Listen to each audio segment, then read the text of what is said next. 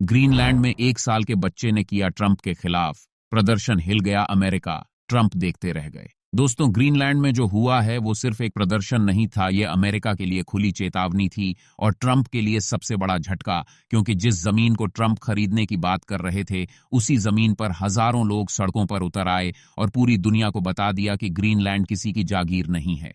सबसे बड़ी बात यह है कि इस विरोध में 1 साल का बच्चा भी शामिल था। हाँ, 1 साल का बच्चा, और यही तस्वीर अमेरिका के लिए सबसे ज्यादा शर्मनाक है, क्योंकि जब 1 साल का मासूम भी ट्रंप के खिलाफ खड़ा दिखे तो समझ लो जनता का गुस्सा किस लेवल पर पहुंच चुका है, और ट्रंप बस देखते रह गए। ग्रीनलैंड की राजधानी नूक में ऐसा जनसैलाब उमड़ा कि पुलिस खुद बोल पड़ी। ये अब तक का सबसे बड़ा प्रदर्शन है। राजधानी की 1/4 आबादी सड़क पर थी। सोचिए, एक छोटे से शहर में इतनी भीड़। मतलब ये मुद्दा अब सिर्फ राजनीति नहीं रह गया, ये सीधा लोगों की इज्जत और पहचान की लड़ाई बन चुका है। प्रदर्शनकारी बर्फीली सड़कों पर चलते हुए डाउनटाउन से सीधे अमेरिकी वाणिज्य दूतावास तक पहुंचे।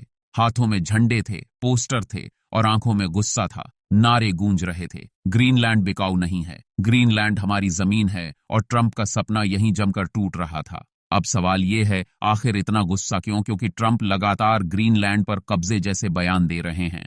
वो बार बार बोल रहे हैं कि वहां की रणनीतिक लोकेशन और वहां के खनिज भंडार अमेरिका के लिए बहुत जरूरी हैं। मतलब साफ है कि ट्रंप को ग्रीनलैंड की जनता नहीं चाहिए, ट्रंप को सिर्फ उनकी जमीन चाहिए। और ट्रंप की ये लाइन सबसे खतरनाक है कि जरूरत पड़ी तो बल का इस्तेमाल भी किया जा सकता है। यही वो धमकी है जिसने यूरोप को भी हिला दिया, क्योंकि ये किसी दुश्मन देश को नहीं बोला गया, ये नाटो के साथी डेनमार्क से जुड़े इलाके के लिए बोला गया, और यही बात पश्चिमी दुनिया के लिए बड़ा खतरा बन गई। इसी बीच ट्रंप ने यूरोप के 8 देशों पर 10% टैरिफ लगाने का ऐलान करके आग में घी डाल दिया। अब ग्रीनलैंड के लोगों को लग रहा है कि ट्रंप सिर्फ व्यापार से नहीं, दबाव से पूरे इलाके को कंट्रोल करना चाहते हैं, और यही वजह है कि वहां ट्रंप के खिलाफ गुस्सा और ज्यादा तेज हो गया। इस हालात में डेनमार्क के अनुरोध पर यूरोपीय देशों ने ग्रीनलैंड में सैन्य कर्मियों को तैनात करना शुरू किया, और अब माहौल और ज्यादा संवेदनशील हो चुका है, क्योंकि एक तरफ ट्रंप का बयान, दूसरी तरफ यूरोप की तैनाती, और बीच में ग्रीनलैंड की जनता जो साफ कह रही है, हम किसी की कॉलोनी नहीं बनेंगे।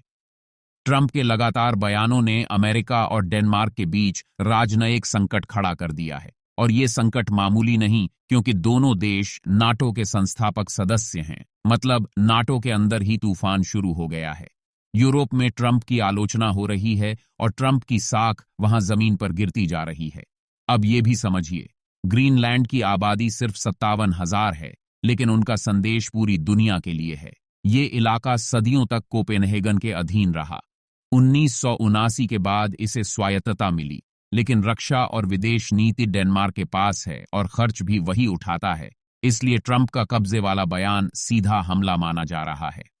तो दोस्तों, ग्रीनलैंड की ये सड़कों पर उठी आवाज अब सिर्फ एक लोकल प्रोटेस्ट नहीं रही, ये ट्रंप की सोच के खिलाफ वैश्विक चेतावनी बन चुकी है। और जब 1 साल का बच्चा भी इस विरोध का चेहरा बन जाए तो समझ लो कि दुनिया ट्रंप की धमकियों से डरने वाली नहीं, अब मुकाबला होगा और ट्रंप को हर कदम पर जवाब मिलेगा।